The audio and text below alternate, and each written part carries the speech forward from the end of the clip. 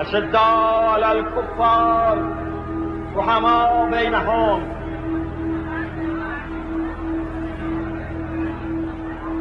این توطئه‌گرها در صف کفار واقع هستند.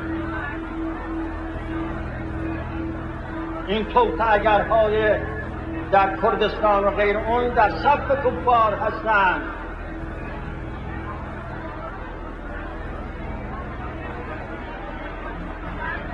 با اونها باید با شدت رفتار کرد.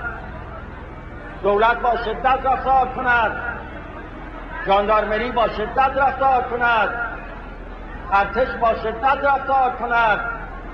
اگر با شدت رفتار نکنند ما با اونها با شدت رفتار میکنیم.